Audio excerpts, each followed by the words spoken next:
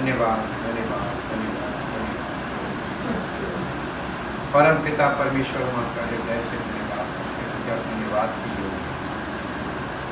आपका नाम हमेशा से महिमान्वित है।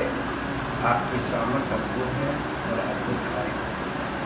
आप अपनी इच्छा के मत के अनुसार कार्य करते हैं। आपकी योजनाएं पहले से बनी हुई हैं और आप उन्हीं योजनाओं को मनुष्यों के जीवन में स्थापित करना चाहते हैं, ताकि प्रभु आपका राज्य आए और आपके राज्य की में हम सब आपकी महिमा को देख सकें और आपकी महिमा हमारे जीवन से प्रकट हो और हमारा जीवन आपकी महिमा का कारण बने, ताकि प्रभु लोग देखें कि परमेश्वर का राज्य कैसे हमारे जीवन से प्रकट हो। और आपका नाम धन्यवाद के साथ इस प्रार्थना को आपके इकलौते पुत्र यीशु मसीह के नाम से आमीन। Praise the Lord. हम परमेश्वर का धन्यवाद करते हैं सन ऑफ गॉड पार्ट 85 के लिए। और आज हम उसी बात को जहां हमने कल छोड़ा था वहीं से आगे बढ़ेंगे। How can we escape from the end time spiritual deceptions, यानी अंत के दिनों में जो स्पिरिचुअल डिसेप्शंस यानी आत्मिक धोखे प्रगटीकरण के द्वारा होने वाले हैं, उनसे हम कैसे बच सकते हैं। सबसे पहली कॉमन सेंस की बात यह है कि जो लोग प्रभु में होंगे, जो लोग सत्य में होंगे, या जो लोग वास्तविक रूप से मसीह में होंगे, उन पर ये डिसेप्शन काम नहीं करेगा। जब वहाँ पर हम पढ़ते हैं मत्ती 24 में कि हो सके कि वो चुने हुओं को भरमा दे, उसमें वो चुने हुए लोग हैं जो किसी भी तरीके से स्पिरिचुअली इमेच्योर हों, पूरी तरीके से फुली मैच्योर नहीं होंगे, वो उनकी बात की गई है। लेकिन एक्चुअल में जो प्रभु में होंगे वो इसमें ट्रैप नहीं होंगे। और जो कंडीशंस बताई गई हैं ये उन लोगों के लिए ही कंडीशन है। ये कंडीशन हमारे और आपके जीवन में अगर पूरी होगी तो हम पर ये दांव नहीं चलेगा या हम इस धोखे में नहीं आएंगे। मरकुस रचित सुसमाचार उसका 13 अध्याय उसका 21 से 23 पद, हिंदी में फिर इंग्लिश में। मरकुस जी 21 से 23। और वे कफरनहूम में आए और वे कफरनहूम में आए और वे तुरंत शब्द के गलत पढ़ उस 13 हाँ उस समय यदि कोई तुमसे कहे यदि कोई तुमसे कहे देखो मसीह यहाँ है, देखो मसीह यहाँ है, या देखो वहाँ है, या देखो वहाँ है, तो प्रतीति ना करना। तो प्रतीति ना करना। प्रतीति ना करना का मतलब उसको मानना नहीं, उस बात को एक्सेप्ट मत करना, विश्वास मत करना या इस बात पे भरोसा मत करना जी। क्योंकि झूठे भविष्य क्योंकि झूठे मसीह और झूठे भविष्यवक्ता उठ खड़े होंगे और चिन्ह और अद्भुत काम दिखाएंगे, और चिन्ह और अद्भुत काम दिखाएंगे कि यदि हो सके तो चुने हुओं को भी भरमा दे। पर तुम चौकस रहो। देखिए यीशु मसीह इंस्ट्रक्शन भी दे रहा साथ में, पर तुम चौकस रहो। देखो मैंने तुम्हें सब बातें पहले ही से बता दी हैं। अब एक बात बताइए, अगर हमको पहले से ये बात मालूम है कि ये इंसिडेंट होगा तो हमको क्या रहना है? चौकस रहना है। अब चौकस किसको कहा गया इसको बाद में देखेंगे। पहले यहाँ पर 2-3 चीज़ें बहुत स्पष्ट दिखाई दे रही हैं। हमको डिसर्निंग माइंड चाहिए। होली स्पिरिट हमको डिसर्नमेंट पावर देता है। जब हम बाइबल पढ़ रहे हैं, यहाँ पे हम शब्दों को पढ़ रहे हैं, लेकिन पवित्र आत्मा उन शब्दों में हमको डिसर्निंग पावर देता है। कैसे? अब फिर से इसको पढ़िए कि पहली बात उसने क्या बोली थी? उस समय यदि कोई तुमसे कहे देखो मसीह यहाँ है, या देखो वहाँ है। पहली बात कि जब कोई तुमसे, कोई प्रचारक, कोई मसीही शिक्षा देने वाला जब तुमसे ये कहे कि देखो मसीह यहाँ है या देखो मसीह वहाँ है, वो तुमको मसीह को बताए कि यहाँ है वहाँ है, तो उसके इंस्ट्रक्शंस को मत मानना, वो झूठा प्रचारक होगा। क्योंकि यीशु मसीह ने पहले ये बात हमको बताई कि देखो जब तुमसे कोई कहे कि देखो मसीह यहाँ है या वहाँ है, तो तुम इस बात की प्रतीति मत करना। तो सबसे पहली बात, हमें ऐसे लोगों को दिमाग में रखना है जो हमको बताएंगे कि देखो मसीह यहाँ है, देखो मसीह वहाँ है, ठीक। तो वही आपको सबसे पहला धोखा तो वो दे रहे हैं कि आपको झूठे मसीह की तरफ फेर रहे हैं। दूसरी बात इसमें क्या कही उसने, क्योंकि झूठे मसीह और झूठे भविष्यवक्ता उठ खड़े होंगे और चिन्ह और अद्भुत काम क्या दिखाएंगे, कौन से, जैसे यीशु मसीह जब पृथ्वी पर था वो दिखाता था। अब यहाँ पर एक बात और सीखी, फिर इसमें देखिए इस वाली वर्ष में डिसर्नमेंट पावर पवित्र आत्मा कैसे देता है। यीशु मसीह की फर्स्ट कमिंग में उसने जो चिन्ह और चमत्कार दिखाए थे, यीशु मसीह सेकंड कमिंग में क्या वही दिखाने आ रहा है? रीजनिंग में जाना पड़ेगा, रीजनिंग में जाना पड़ेगा। अगर आप मेरे साथ निकालिए यूहन्ना रचित सुसमाचार उसका 20 अध्याय उसका 30 और 31 पद पढ़ लीजिए। 20 अध्याय का यूहन्ना 20। यीशु ने और भी बहुत चिन्ह चेलों के सामने दिखाए। फिर से यीशु ने और भी बहुत चिन्ह चेलों के सामने दिखाए। यीशु ने और भी बहुत से चिन्ह चेलों के सामने दिखाए जो इस पुस्तक में लिखे नहीं गए, जो इस पुस्तक में लिखे नहीं गए, परंतु ये इसलिए लिखे गए परंतु जो ये लिखे गए ये इसलिए लिखे गए हैं कि तुम विश्वास करो कि तुम विश्वास करो कि यीशु ही परमेश्वर का पुत्र मसीह है। उसने पहली फर्स्ट कमिंग में जो चमत्कार किए थे वो काहे किए थे, ताकि लोग विश्वास करें कि वो मसीह है। लेकिन सेकंड कमिंग में वो क्या करने वाला? अगर आपको यही मालूम है कि वो सेकंड कमिंग में काहे के लिए आ रहा है, यस, वो चुने हुए को लेने आ रहा है। अब तो चमत्कार की आवश्यकता है। हाँ, अब चमत्कार की आवश्यकता नहीं है। तो जब चमत्कार की बात कोई करे और इधर उधर आपको भेजे तो समझ जाइएगा कि ये गलत है, क्योंकि बहुत से झूठे मसीह खड़े होकर वही चमत्कार करेंगे जो वो करके जा चुका, और अब वो चमत्कार करने नहीं आएगा। तो पहले कॉमन सेंस से पवित्र आत्मा यहीं पे आपको प्रकट कर देगा। आगे पढ़िए, फिर क्या लिखा उसने? विश्वास करके, अरे बस अब आप वापस वहीं आ जाइए। 23 पद, मरकुस मरकुस का 13 का 23, चौकस रहो और तुम चौकस रहो। इंग्लिश में पढ़ दीजिए 23 पद, इंग्लिश एम्प्लीफाइड। अब हमारे लिए instruction, look to yourself and be on your guard. And be on your guard. अपने आप को सुरक्षित रखो, अपनी सुरक्षा करो। काहे की? अपने विश्वास की रक्षा करो। ये पौलुस ने कहा ना, मैंने विश्वास की रखवाली की है, मैंने विश्वास की कुश्ती लड़ी, मैंने विश्वास की रखवाली की है। Be acquainted with Jesus Christ, be acquainted with the word of God, be acquainted with truth। इन सब चीज़ों से आप इतनी अच्छी तरीके से परिचित हो कि आपको इसके बिना भी कोई मूर्ख ना बना सके। जी, I have told you everything I have told you everything beforehand। मैंने तुम्हें पहले से सब कुछ बता दिया है, इसलिए तुम अपने आप को सुरक्षित रखना। तो जो सच्चे विश्वासी होंगे उनको मसीह के पर विश्वास जो उन्होंने किया है, और जो पवित्र आत्मा उनके अंदर है, और जो काम पवित्र आत्मा ने हमारे जीवन में किया है, इन सब चीज़ों को हमें गार्ड करके रखना। कोई तुम्हारे विश्वास की वाट न लगा दे, कोई तुम्हारे विश्वास को भटका न दे।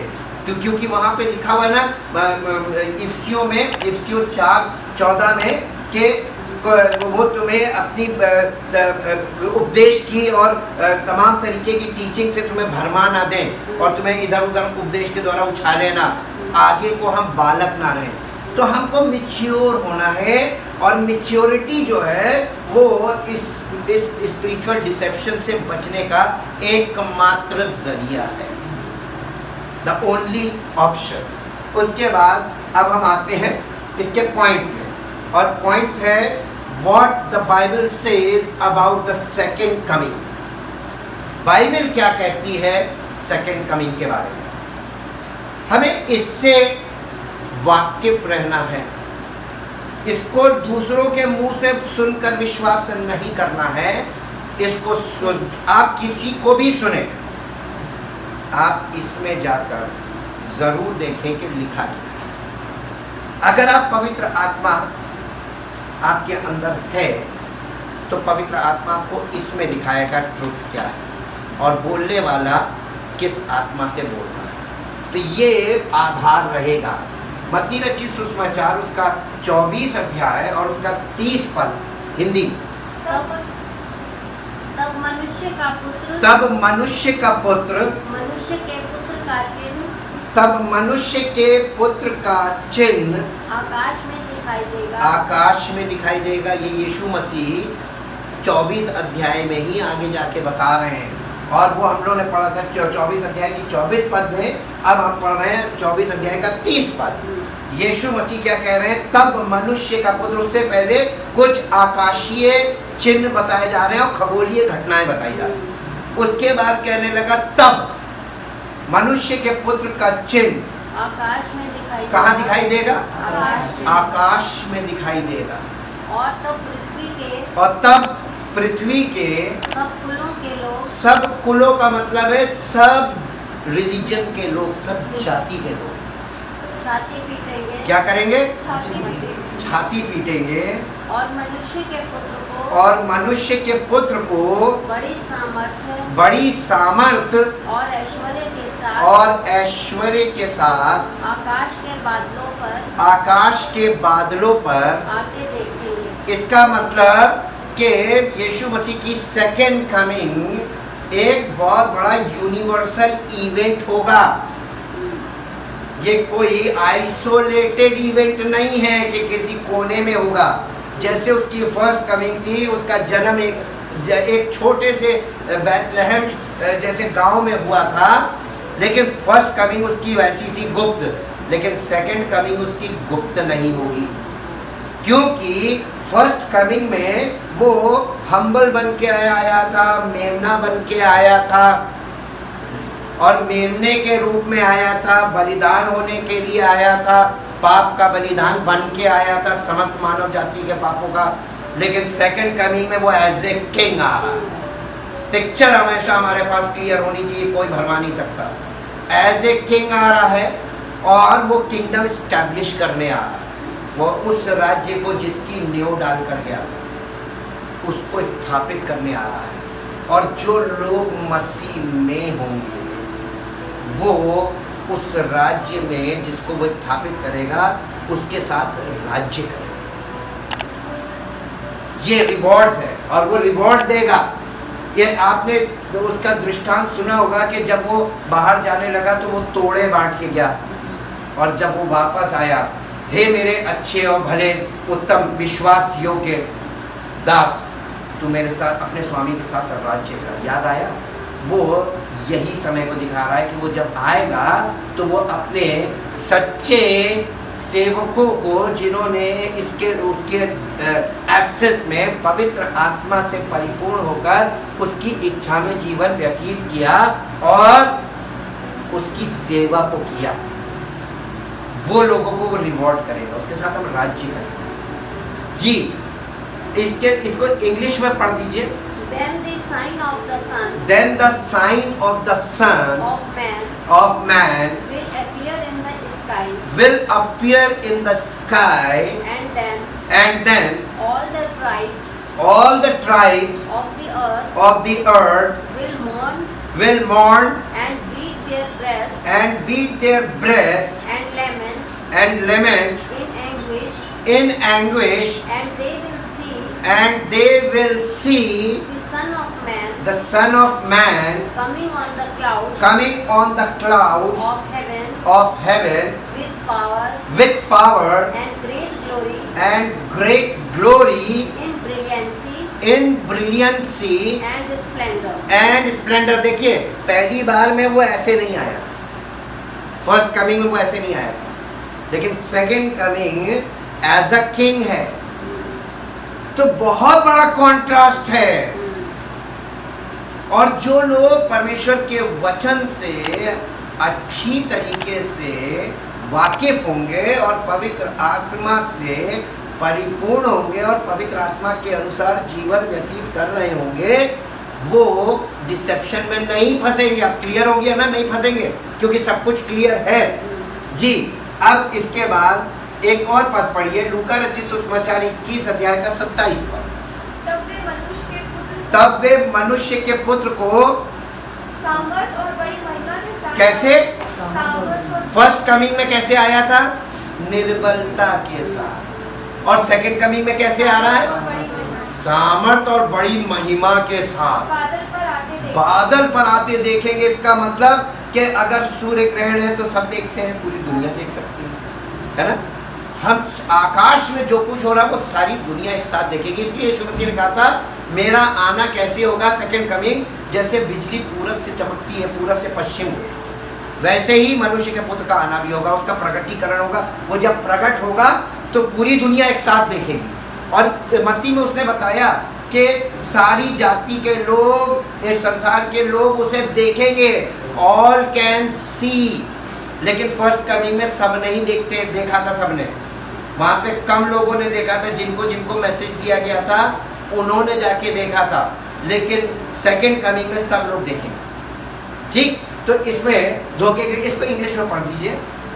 And then they will see And then they will see the Son of Man the Son of Man coming in a cloud coming in a cloud with great transcendent and and overwhelming power power, and all his kingly glory, all his, यहाँ पे तो ज़्यादा clear है, all his kingly glory, majesty and splendor. And Splendor. ये राजा से संबंधित, राजा के साथ ये शब्द जोड़े जाते हैं। यीशु मसीह एज अ किंग आ रहा है, तो अब वो आश्चर्य करने नहीं आ रहा पहली बार।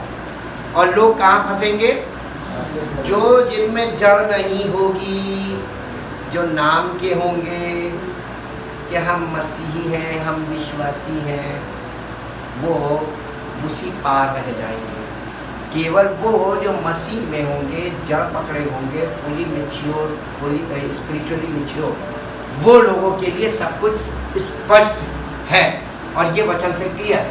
प्रेरितों के काम उसका पहला अध्याय उसका 10 और 11 पद पढ़िए और बताती है, ये एविडेंसेस हैं वचन।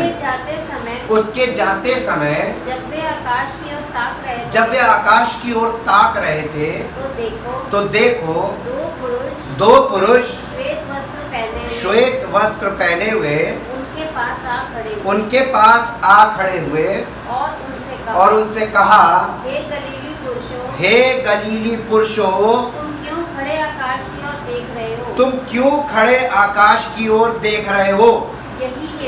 यही यीशु जो तुम्हारे पास से स्वर्ग पर उठा लिया गया है, जिस रीति से तुमने उसे स्वर्ग को जाते देखा है। यहाँ पे ध्यान दीजिएगा, जिस रीति से तुमने उसे स्वर्ग पर जाते देखा है, उसी रीति से वो फिर आएगा। किस रीति से? जैसे स्वर्ग पे जा रहा है, स्वर्ग से आएगा। वैसे ही। तो चिन्ह स्पष्ट क्लियर हो गया। Are you confirm? उसकी सेकंड कमिंग धोखा खाएंगे। जब कोई तुमसे कहेगा देखो मसीह यहाँ है, मसीह वहाँ है, धोखा मत खाना, विश्वास भी मत करना, और उसको कहना तुम चले जाओ हमारे साथ और हम उसके साथ जी। अब इसके बाद आते हैं, Jesus Christ is coming for those who prepared spiritually, means ready to go with him। मत्ती रचित सुसमाचार वो किसके लिए आ रहा है? पहली चीज वो चमत्कार करने नहीं आ रहा है, वो एज ए किंग आ रहा है and to establish his kingdom, जिसका फाउंडेशन वो डाल के गया था। ठीक, पिक्चर बिल्कुल क्लियर, गॉस्पेल पिक्चर बिल्कुल क्लियर। और जब आप गॉस्पेल पिक्चर आपके माइंड में क्लियर होगी तो आपको यहाँ से बिल्कुल एविडेंसेस मिलेंगे, एकदम राइट एविडेंसेस। जी, अब ये देखिए मत्ती रचित सुसमाचार 25 अध्याय का 10 पद। जब वे मोल लेने को जा रही जब वे, ये 10 कुआरियों का दृष्टांत है, हमने सिर्फ उस पर्टिकुलर पार्ट को लिया है कि ये हम आपको पहले भी टुकड़ों में बता चुके हैं, इसके ऊपर बहुत अच्छी तरीके से क्लैरिटी दी गई है। अब आप देखिए, जब वे मोल लेने को जा रही थी, यानी मूर्ख जो कुआरियां बताई गई हैं वो तेल लेने जा रही थी, और जो तेल साथ में लिए हुए थी बुद्धिमान थी, वो प्रिपेयर्ड थी, और जो वो तेल लेने जा रही थी, क्योंकि उनसे मांग रही थी, उन्होंने कहा हमारे तुम्हारे लिए नहीं, तुम अपना जाके खरीद के लाओ। तो वो जब तेल लेने जा रही थी तो दूल्हा आ पहुंचा, तो सेकंड कमिंग आ गई, देखिए जी। और जो तैयार थी वे उसके साथ विवाह के घर में चली गई। अब एक बात बताइए, यहाँ से फिर एक कॉमन सेंस लीजिए। यीशु मसीह की सेकंड कमिंग के लिए आप तैयारी कर रहे हैं या तैयार हैं? दोनों में अंतर है। अभी तो लोग तैयारी शुरू भी नहीं की, बहुत से लोगों ने, और अभी बहुत से लोग अंडर प्रोसेस है, तैयारी कर रहे हैं, और मान लीजिए कल आ गया, क्योंकि इस परमेश्वर का वचन एक बात बता रहा है, अर्जेंसी बता रहा है। अर्जेंसी ये है कि सीजन बताया गया, चिन्ह दिए गए हैं कि उस समय माहौल क्या होगा, पॉलिटिकल माहौल क्या होगा, और रिलीजियस सिस्टम में क्या चल रहा होगा, और सोशल सिस्टम कैसा चल रहा होगा, और नेचुरल कैलामिटीज़ का टाइम होगा, और सब डिस्टर्बेंस का टाइम होगा। ये सारे पॉइंट्स क्लियर हैं, और आपको ये देखना है कि वो टाइम उसके कमिंग का और जो इस समय चल रहा है ये मैचिंग हो रही है, तो इसका मतलब कि वो बिल्कुल नज़दीक है, कभी भी आ सकता है, उसका आना कभी भी हो सकता है। अब ऐसे में ये 10 कुआरियों के दृष्टांत से ये बात दिखाई गई है कि उस समय जो अधूरी तैयारी में थी और जो पूरी तैयारी में थी, हमको कैसे रहना? हमारे पास दोनों ऑप्शन हैं। तो जो लोग पूरी तरीके से तैयार रहेंगे, रेडी होंगे, बस वो प्रकट होगा, उस समय आप कुछ नहीं कर पाएंगे। बस जो रेडी होंगे सट से वो एक्सेप्ट हो जाएंगे। बाकी तो हमको क्या करना चाहिए? हमको तैयारी करनी नहीं चाहिए, हमको तैयार रहना है। Always be ready and prepared. इसको अब पढ़िए। जो तैयार थी वे उसके साथ विवाह के घर में चली गई, विवाह के भोज में चली गई, और द्वार बंद हो गया। जी, उसके बाद पढ़ दीजिए क्या हुआ। इसके बाद वो दूसरी कौन, जो अधूरी तैयार थी, वो अपनी तैयारी करने चली गई थी। फिर वो अब जब तैयारी करके लौटी तो खटखटाने लगी। वो आकर कहने लगी, हे स्वामी, हमारे लिए द्वार खोल। उसने उत्तर दिया, मैं तुमसे सच कहता हूँ, मैं तुम्हें नहीं जानता। ले, जो रेडी थी उन्हीं को जानेगा, और जो रेडी नहीं है, there is no second chance, only final, first and final chance. एक ही राउंड होना है। क्या आप इस राउंड के लिए रेडी हैं? आपकी readiness, mental readiness, spiritual readiness, और आपकी फैमिली में, आपकी इंडिविजुअल लाइफ में, आपकी सोशल लाइफ में, आपकी फैमिली लाइफ में, हर जगह रेडीनेस दिखनी चाहिए। जी, अब इसके बाद आते हैं तीसरा point, instructions about this second coming for true believers. पहला थिस्सलुनीकियों 5 अध्याय 1 से 8 पद तक। ये कलीसिया को शिक्षा दी जा रही है। जी, पर हे भाइयों, इसका प्रयोजन नहीं समयों और कालों के विषय में तुम्हारे पास कुछ लिखा जाए,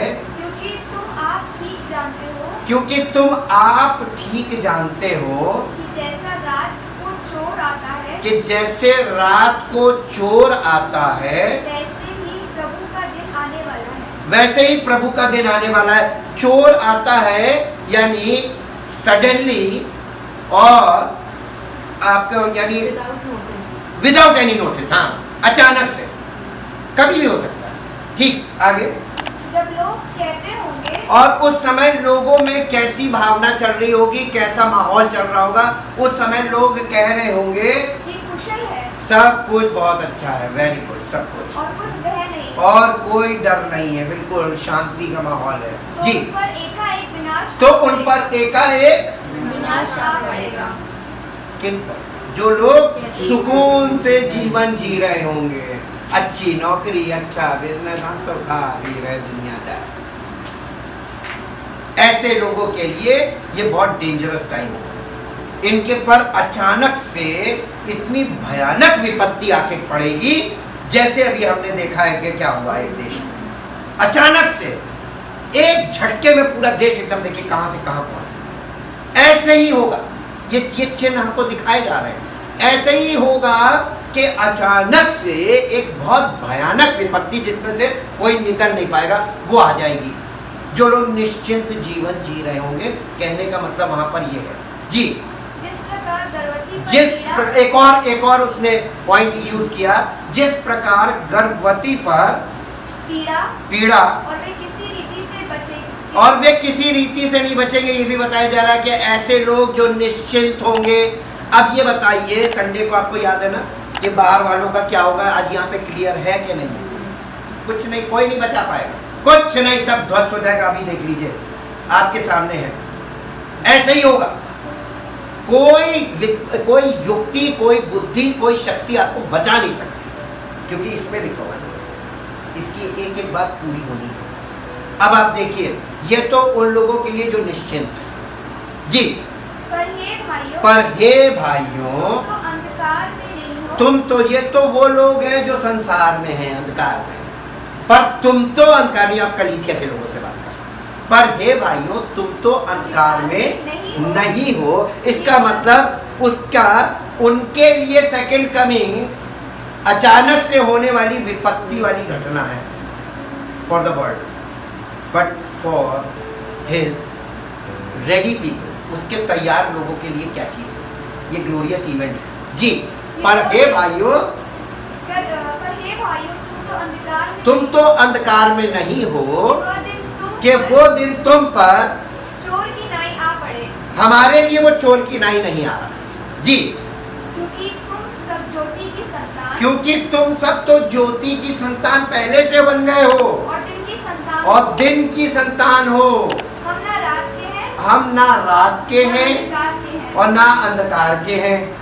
इसलिए हम औरों की नाई सोते, इसलिए हम, यानी कलीसिया के लोग, यानी सच्चे विश्वासी, सच्चे मसीह के मानने वाले, इसलिए हम औरों की नाई, सोते ना रहे, हमको क्या करना है? सोते ना रहे। पूरी दुनिया इस समय सो रही स्पिरिचुअली, हम औरों की नाई सोते ना रहे, पर जागते और सावधान रहे। यहाँ पर भी दो वर्ड बहुत इंपॉर्टेंट आ रहे हैं, जागते रहना और सावधान रहना। स्पिरिचुअली बोला जा रहा है, स्पिरिचुअल सावधान रहेंगे। अब आपने ये जान लिया, यीशु मसीह ने बताया था कि हो सके तो वो चुने हुए को भरमा देगा। वो कौन से चुने हुए भरमाए जाएंगे? वो जो जाग नहीं रहे होंगे और सावधान नहीं होंगे। ये दो पॉइंट उनके वो मिस कर जाएंगे, उनको वो भरमा देगा। जी, क्योंकि जो सोते हैं वे रात ही को सोते हाँ, हैं। इसके 8 पद तक पढ़ना है। हाँ, 7 है ये। हाँ, क्योंकि जो सोते हैं, क्योंकि जो सोते हैं वे रात ही को सोते वो रात ही को सोते हैं, और जो मतवाले होते हैं वे रात रात ही को मतवाले होते हैं। पर हम तो दिन के हैं। इसका मतलब ये बता रहा है कि संसार के लोग संसारिकता में मतवाले हैं, उनको एक मतवालापन, ये नशा है। कोई हर चीज में लिप्त हैं, अपनी अपनी गतिविधियों में। ये यही तो है कि वो गफलत में है, वो अपने अपने नशे में चूर हैं। किसी को परमेश्वर से कोई मतलब नहीं। सेकंड कमिंग तो बहुत दूर की चीजों ने, उद्धार से भी मतलब। जी, पर हम तो दिन के हैं। पर हम तो दिन के हैं। विश्वास विश्वास और प्रेम की झिलम पहनकर क्या चीज विश्वास और प्रेम की झिलम पहनकर। आ गया? Armour of God. हमको रेडी कैसे रहना है? विश्वास और प्रेम की झिलम पहनकर। विश्वास और प्रेम की झिलम पहनकर और उद्धार की आशा का टोप और उद्धार की आशा का टोप लगाकर सावधान रहें। सावधान रहिए। रेडीनेस है, स्पिरिचुअल रेडीनेस। जी, हो गया? इसके बाद इसी अध्याय का 5 अध्याय का पहला थिस्सलुनीके इसी अध्याय का 12 से 22 पद पढ़िए। ये कलीसिया को रेडीनेस दी जा रही।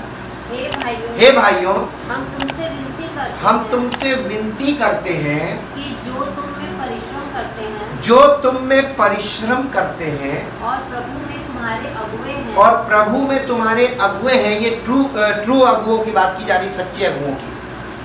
और तुम्हें शिक्षा देते हैं और तुम्हें शिक्षा देते हैं, उनका सम्मान करो। उनका सम्मान। अच्छा, ये तो सम्मान के लिए बोल गया। आगे, और उनके काम के कारण और उनके काम के कारण प्रेम के साथ उनको बहुत ही आदर के योग्य समझो। उनको बहुत ही आदर के योग्य समझो।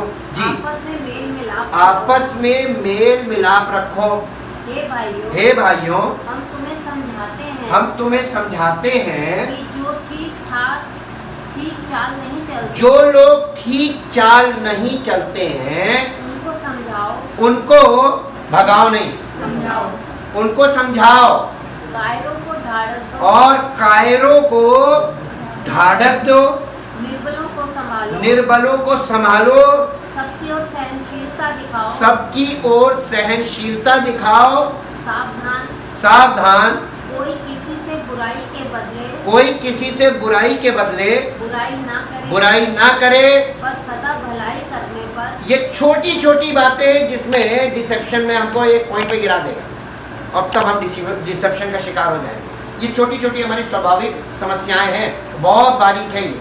जी, पर सदा भलाई करने पर तत्पर रहो, यानी भलाई करने के लिए हमेशा तैयार रहो। जी, आपस में और सब में भी भलाई की ही चेष्टा करो, भलाई ही की चेष्टा करो। सदा आनंदित रहो। ये पहला चिन्ह अपने अंदर, सदा आनंदित रहो, निरंतर प्रार्थना में लगे रहो, हर बात में धन्यवाद करो, क्योंकि तुम्हारे लिए मसीह यीशु में परमेश्वर की यही इच्छा है। जी, आत्मा को ना बुझाओ, यानी आत्मा को बुझने मत दो। शैतान आपकी और हमारे अंदर जो पवित्र आत्मा का कार्य हो रहा है ना, उसको बुझाने की कोशिश करेगा। जी, भविष्यवाणियों को तुच्छ न जानो, भविष्यवाणियों का मतलब जो इसमें दी गई। जी, सब बातों को परखो, सब बातों पे विश्वास ना करो। जो अच्छी हैं सब बातों को परखो, जो अच्छी हैं उसे पकड़े रहो सब प्रकार की बुराई से और सब प्रकार की बुराई से बचे रहो। सब प्रकार की बुराई आपको कैसे पता चलेगा कि कहाँ आपको अच्छाई दिख रही है, उस अच्छाई में भी आपको बुराई होनी है बुराई, लेकिन वो बुराई आपको नहीं दिख रही है। तो आपको बहुत ज़्यादा क्या बोलते हैं उसको, यानी स्क्रूटनी करना सीखना पड़ेगा। यानी डिसर्नमेंट का मतलब होता है आपका माइंड स्क्रूटनी करने का माहिर हो। जैसे प्रिंटिंग प्रेस में प्रूफ रीडर का काम होता है। प्रूफ रीडर का क्या काम होता है? बारीक बारीक गलतियाँ, एक कॉमा की भी गलती वो बारीक गलती, लेकिन वो बहुत बड़ा मीनिंग में अंतर लाती है। एक एक पंक्चुएशन को, एक एक स्पेलिंग को, एक एक मात्रा को, हर चीज़, एक एक नुक्ते को देखा जाता है। That is called proof reading. आपको मालूम है, वचन को पढ़ते समय प्रूफ रीडर की तरह पढ़ना है। होली स्पिरिट आप चाहते हैं कि अगर आपके जीवन में सब कुछ आपको प्रकट करे तो आपको प्रूफ रीडर बनना है। और जब आप प्रूफ रीडर बनेंगे तब पवित्र आत्मा आपको इसी में से सब कुछ दिखाएगा। आपको कोई दूसरी किताब नहीं चाहिए, ये काफ़ी है। जी, अब इसको पहला वाला पार्ट जो है इसको इंग्लिश में पढ़ दो। पहला थिस्सलुनीके 5:1-8। But as to the suitable times and the precise seasons and dates, brethren, you have no necessity You have no necessity for anything being written to you. For you yourselves know perfectly For you yourselves know perfectly well that the day of the day of the return of the Lord the return of the Lord will come as unexpectedly and suddenly. ये दो word हमेशा याद रखिएगा second coming में। ये किसके लिए है? ये दो वर्ड किसके लिए? उसके ये फॉर द वर्ल्ड, सांसारिक लोगों के लिए, जो मसीह के लोग नहीं हैं, जो सच्चे विश्वासी नहीं हैं, जो पवित्र आत्मा के अनुसार जीवन व्यतीत नहीं करते, वो लोग, उनके लिए दो शब्द इस्तेमाल किए गए, उसका आना एक्सपेक्टेडली और सडनली। जी, As a thief in the night. As a thief in the night, जैसे चोर रात को अचानक कभी भी आ सकता है। जी, When people are saying when people are saying all is well and secure all is well and secure and and there is peace and safety, there is peace and safety, then in a moment unforeseen destruction unforeseen का मतलब जो देखा नहीं जाता, जो जीवन में आपने कभी सोचा भी नहीं है और आपने देखा तो दूर की बात है, देखा ही नहीं, जो किसी ने नहीं देखा ऐसा विनाश, unforeseen destruction. ruin and death, ये प्रॉब्लम नहीं होगी, ये होगा डिस्ट्रक्शन। डिस्ट्रक्शन का मतलब होता है विनाश,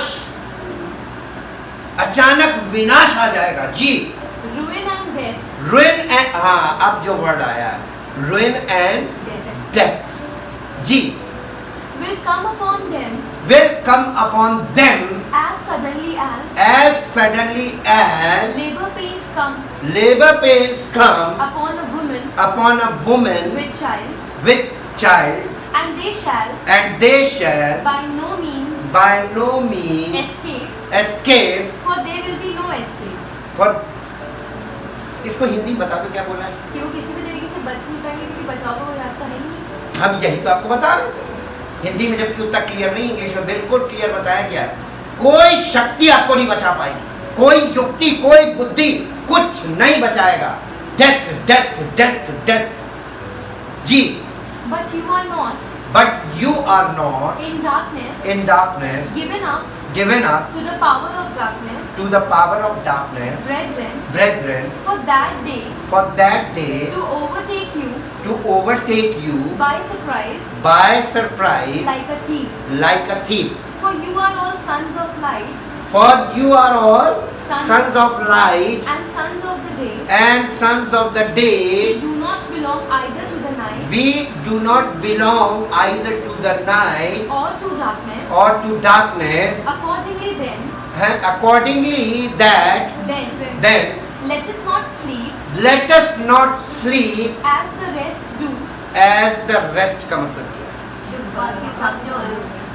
पूरी दुनिया में ज्यादातर कलीसियाओं में सब लोग स्पिरिचुअली सो रहे हैं, यानी सोने का मतलब है unaware about the fact, unaware about the event and unaware about his coming.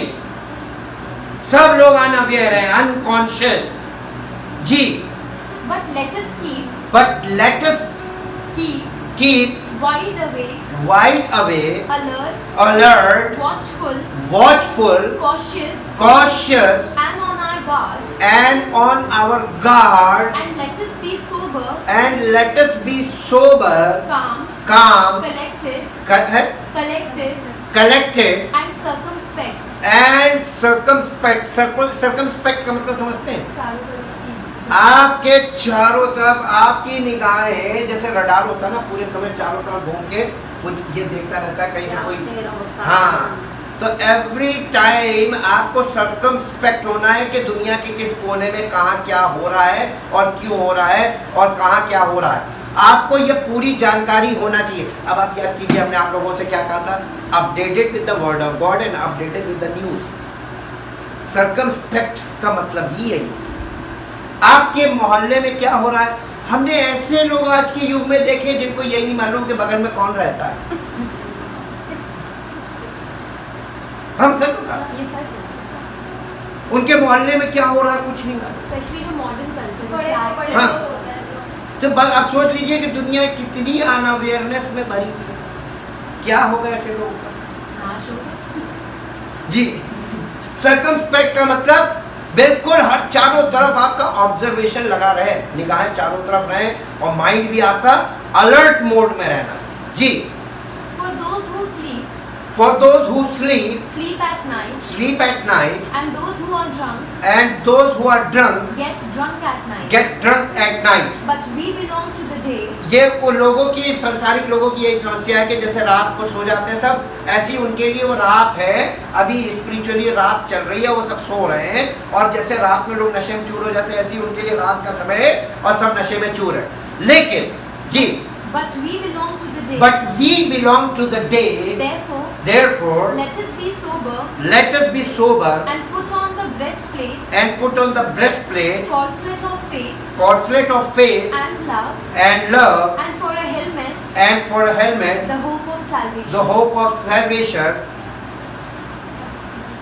ये रेडीनेस हमारी। तो हमने अभी तक जो put on the whole armour board पढ़ा था या उसको देखा था, वो क्या है? That is the actual readiness, spiritual readiness. वो प्रिपरेशन है हमको उसमें आप सोच रहे हैं कि एक बार के सुन लेने से हो जाएगा, नहीं, उसको आपको प्रैक्टिस करनी है, आपको अपने जीवन में उसको लागू करना है। और वो लागू होने के बाद, क्योंकि उसको आप जब लागू करेंगे तो आपके सामने सिचुएशंस आएंगी और टेस्टिंग से गुजरना पड़ेगा। Teaching about the second coming of Jesus Christ. दूसरा थिस्सलुनीकियों उसका 2 अध्याय उसका 1 से 12। हे भाइयों, अब हम अपने प्रभु यीशु मसीह के आने और उसके पास अपने इकट्ठे होने के विषय में तुमसे विनती करते हैं कि किसी आत्मा या वचन या पत्री के द्वारा जो कि मानो हमारी ही ओर से हो, ये कहकर ये समझकर कि प्रभु का दिन आ पहुंचा है, तुम्हारा मन अचानक अनस्टेबल ना हो जाए माइंड। जी, और ना तुम घबराओ किसी रीति से। फिर यहाँ पर एक पॉइंट आगे रख रहा है, ऐसा अचानक से तुम्हारे लिए नहीं होगा, क्योंकि किसी रीति से किसी के धोखे। इसका मतलब इस विषय पर ज्यादातर लोग धोखा खाएंगे और ज्यादातर लोग धोखा देंगे। इसलिए बार बार रिपीटेडली वो पॉइंट हमको हाईलाइट किया जा रहा है। जी, क्योंकि वो दिन नहीं आएगा जब तक धर्म का त्याग ना हो, जब तक सच्चाई का त्याग ना हो ले, और वो पाप का पुरुष अर्थात विनाश का पुत्र प्रकट ना हो, जो विरोध करता है और हर एक से जो ईश्वरीय या पूज्य कहलाता है, अपने आप को बड़ा ठहराता है, यहाँ तक कि वो परमेश्वर के मंदिर में बैठकर अपने आप को ईश्वर ठहराता है। क्या तुम्हें स्मरण नहीं कि जब मैं तुम्हारे यहाँ था तो तुमसे ये बातें कहा करता था। तुम उस वस्तु को जानते हो जो उसे अभी रोक रहा है, वह अपने ही समय में प्रकट हो, वो ताकि वो अपने समय में प्रकट हो, क्योंकि अधर्म का भेद अभी कार्य करता जाता है, पर अभी एक रोकने वाला है। और जब तक वो दूर ना हो जाए वो रोके रहेगा। जब वो अधर्मी प्रकट होगा, कौन? हाँ, झूठा मसीह। जब वो अधर्मी प्रकट होगा, जिसे प्रभु यीशु अपने मुंह की फूंक से मार डालेगा। ले, बस इतनी ताकत होगी। अपने मुंह की फूंक से मार डालेगा और अपने आगमन के तेज से और अपने आगमन के तेज से भस्म करेगा। भस्म कर देगा। उस अधर्मी का आना, उस अधर्मी का आना, वो पहले आएगा ना, वो आएगा, उसके बाद यीशु मसीह आएगा। उसको भस्म कौन करेगा? यीशु मसीह की तेज से भस्म हो जाएगा, उसके मुंह की फूंक से मर जाएगा जी। वो लेकिन उसका आना, उस अधर्मी का आना, उस अधर्मी का आना शैतान के कार्य के अनुसार, शैतान के कार्य के अनुसार, सब प्रकार की झूठी सामर्थ्य। देखिए यहाँ पर ध्यान दीजिएगा, झूठे मसीह के पास जो सामर्थ होगी वो शैतान की सामर्थ से आश्चर्य कर्म करेगा। इसका मतलब यहाँ पे बहुत सी चीजें हमको सीखने को मिलती हैं। सैटेनिक पावर्स भी आश्चर्य कर्म करती हैं।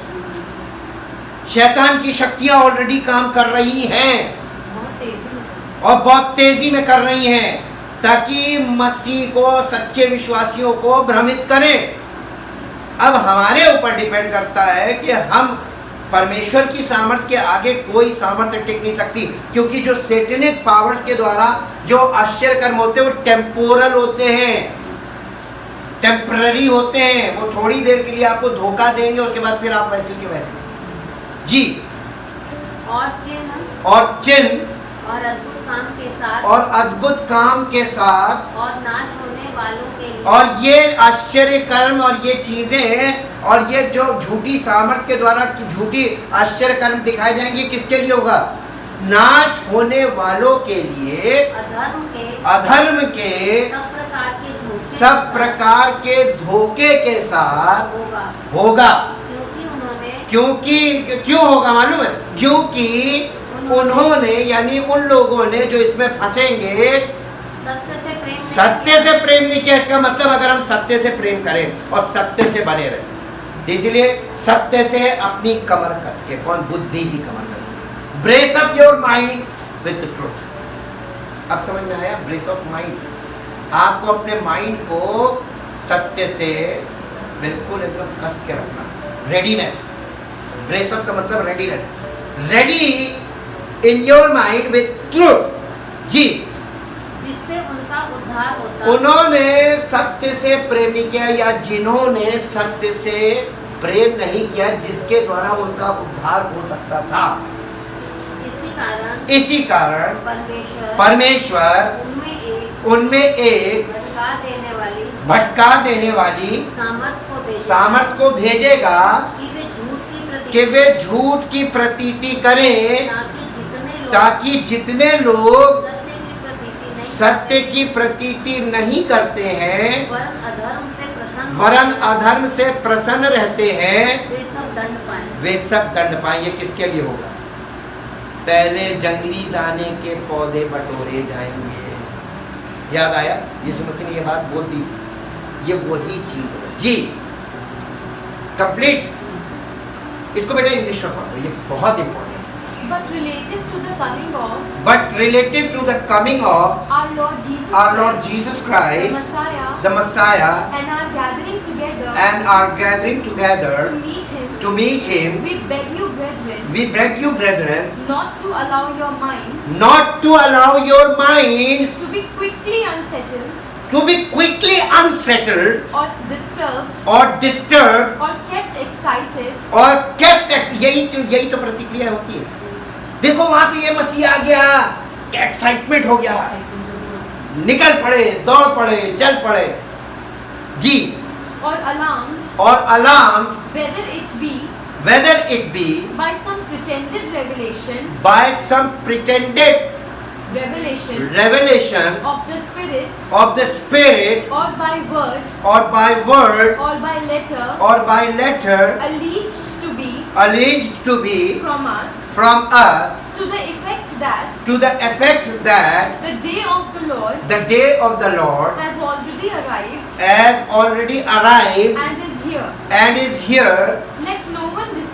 Let no one deceive or beguile you in any way, for that day will not come, but for that day will not come except the apostasy comes first, unless the predicted great falling away the predicted great falling away of those who have professed to be who have Christians professed to be Christian has come. यानी जो अपने आप को मसीही कह रहे हैं, जता रहे हैं, बोल रहे हैं कि हम मसीह हैं, ये सब पहले गिर जाएंगे। हाँ, ये प्रिटेंडर्स हैं, ये झूठे, आप यूं कह लीजिए, जो झूठे मसीही लोग हैं ये पाखंड में फंस जाएंगे। अपोस्टेसी का मतलब पाखंड, और जब ये पाखंड में फंस जाएंगे तो ये चिन्ह होगा उसके कि अब यीशु मसीह का आना, और यीशु मसीह से पहले वो झूठा मसीह आएगा। एकदम ऑर्डर पूरा क्लियर है जी। And the man of lawlessness, And the man of lawlessness, sin is revealed, who is the son of doom, who is the son of doom, of perdition, who opposes opposes and exalts himself so proudly and insolently against and over all that is called God, or that is worshipped, and that is worship, even to his actually taking taking his seat seat in the temple of God, proclaiming that he himself is God. he himself is God. Do you not recollect that when I was still with you, I told you these things, and now you know what is restraining him from being revealed at this time. It is so that he may be manifested, revealed in his own appointed time. For the mystery of lawlessness, that hidden principle of rebellion against constituted authority is already at work in the world, but it is restrained only until he who restrains is taken out of the way. And then the lawless one, the Antichrist, will be revealed, and the Lord Jesus Christ will slay him with the breath of his mouth, and bring him to an end by his appearing at his coming. The coming of the lawless one, The Antichrist is through the activity याद है कि इसके आने पे activity होगी, activity, और वो activity क्या होगी? Is through the activity and working of Satan, and working of Satan, and will be attended by great power and with all sorts of pretended miracles and and signs delusive marvels. delusive marvels का मतलब क्या होता है? मतलब बड़े-बड़े धोखा देने वाले आश्चर्य। हाँ, वो आपको ऐसी चीजें दिखाएगा जिससे आप धोखा खा जाए। हाँ, मार्वलस थिंग मतलब आश्चर्य में डाल देने वाली चीजें, एक अद्भुत चीजें जी। All of them lying wonders, and by unlimited seduction, यानी lying wonders का मतलब क्या हुआ? झूठे वंडर, झूठे आश्चर्य कर्म दिखाएगा, झूठे। वो बस यूं दिखाए जैसे लोगों की नजरों को बांध दिया जाता है। आपने देखा माया जाल देखा कभी? ये सब इविल पावर से किया जाता है, वह उसी टाइप का होगा। जैसे पब्लिक की नजर बांधती हो, उनको जादू दिखा रहे हैं, इस टाइप से करेगा, और ये एक पर्सन करेगा। यीशु मसीह ने कभी इस तरीके का काम किया? यीशु मसीह ने जिंदगियां बदल दी। यीशु मसीह ने जो बोला चटाचट हो गया। वो इस तरीके से नहीं करेगा। लेकिन हमने एक चीज देखी कि यीशु मसीह आश्चर्य करने नहीं आ रहा। तो झूठा मसीह तो अपने आप, अगर हम वचन से वाकिफ हैं और हमारा जीवन पवित्र आत्मा से प्रेरित है और हम पवित्र आत्मा के वश में हैं, तो हमको रेडी रहना है हर फॉर्म में और सर्कमस्पेक्ट रहना जी। And by unlimited seduction and by unlimited seduction to evil, and with all wicked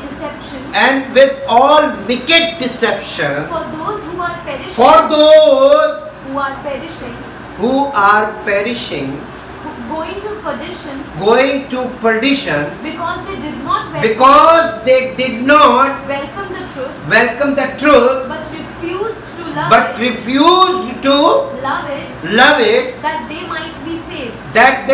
यानी उन्होंने सत्य का सुसमाचार ग्रहण नहीं किया, उस पर विश्वास नहीं किया जिससे उनका उद्धार हो सकता था। इस तरीके के लोगों को वो समेट लेगा। जी, Therefore God sends upon them a misleading influence. किन पर? यही वो perishing. अब आप ये देखिए, अगर आप स्पिरिचुअली इनमेच्योर हैं और आप रिलीजियस रिचुअल्स में फंसे हुए हैं, तो ऐसे लोगों के लिए बहुत खतरा है, यही तो उसका शिकार हो जाएंगे। जी, A working of error a working of error and a strong delusion and a strong delusion to make them believe what is false, in order that all may be judged and condemned who did not believe in, who who refused to adhere to, trust in and rely on the truth, but instead took pleasure took pleasure in in unrighteousness, यानी अधर्म के काम, यानी religious activities ये अधर्म के काम है। अब आप देखिए इसको कैसे समझेंगे अनराइचियसनेस को। यीशु मसीह ने जब बोला कि उस दिन यानी सेकंड कमिंग पे बहुतेरे मुझसे कहेंगे मैंने तेरे नाम से दुष्ट आत्माएं निकाली, मैंने तेरे नाम से प्रचार किया, मैंने तेरे नाम से भविष्यवाणी की, मैंने तेरे नाम से बीमारों को चंगा किया, कह रहा वहाँ पे बोला उसने कि मैं तो उनसे खुल कर कह दूंगा मैंने तुम्हें कभी जीना, हे कुकर्म करने वालों, वहाँ पे इंग्लिश में अनराइचियस। तो वो लोग जो काम कर रहे थे विदाउट क्राइस्ट कर रहे थे, विदाउट होली स्पिरिट कर रहे थे, ये रिलीजियस सिस्टम। और इसमें इन एक्टिविटीज में जो लोग फंसे होंगे उनको समेट लें। जी, हो गया। अब इसके बाद आते हैं final point, be strong in the lord, प्रभु में बलवंत बनो। इफिसियों की पत्री 6 अध्याय 10 इसलिए प्रभु में और उसकी शक्ति के प्रभाव में बलवंत बनो। देखिए हमें बलवंत काहे में बनना है? प्रभु में। प्रभु में का मतलब in Christ. B strong in Christ. In Christ का मतलब है, क्राइस्ट का मतलब होता है anointed one, and B strong in Christ का मतलब उसके साथ तुम भी अनॉइंटिंग में बने रहो। जैसे यीशु मसीह ने कहा था मेरा जुआ अपने ऊपर उठा लो, ये वो वाली चीज। जी, English. In conclusion, be strong in the Lord, be empowered through your union with Him, draw your strength from Him, that strength which His boundless might provides। वो शक्ति जो तुमको वो देगा, उस शक्ति यानी वही है कि मेरा जो अपने ऊपर उठा लो, है ना, इन यूनियन विद क्राइस्ट। ये हमारा कंक्लूजन हमारे लिए ये है फॉर सेकंड कमिंग, रेडीनेस में। और फिर दूसरा थिस्सलुनीकियों 2 अध्याय उसका 13 से 15 पढ़ दीजिए। हे भाइयों और प्रभु के प्रिय लोगों, चाहिए कि हम तुम्हारे विषय में सदा परमेश्वर का धन्यवाद करते रहें, क्योंकि परमेश्वर ने आदि से तुम्हें चुन लिया के पवित्र आत्मा के द्वारा पवित्र बनकर और सत्य की प्रतीति करके उद्धार पाओ, जिसके लिए उसने तुम्हें हमारे सुसमाचार के द्वारा बुलाया कि तुम हमारे प्रभु यीशु मसीह के महिमा को प्राप्त करो। की महिमा को प्राप्त करो।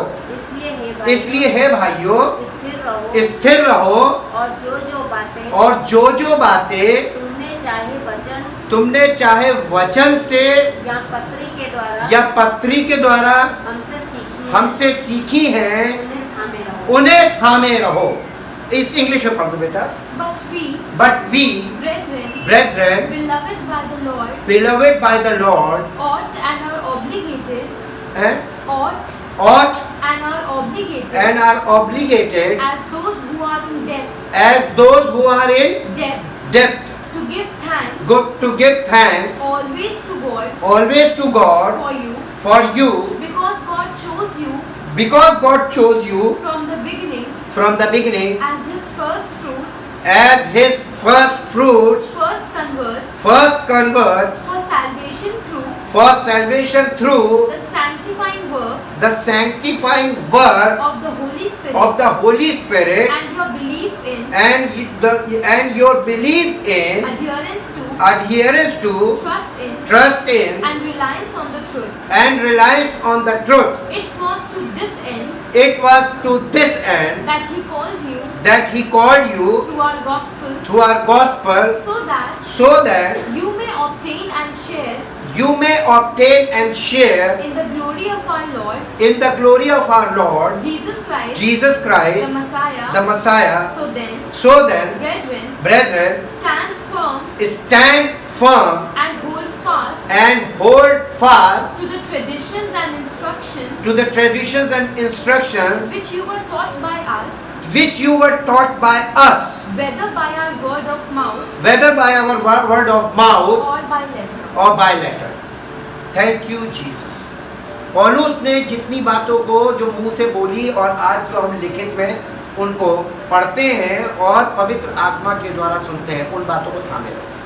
थैंक यू परमपिता परमेश्वर, हम आपका दिल से धन्यवाद।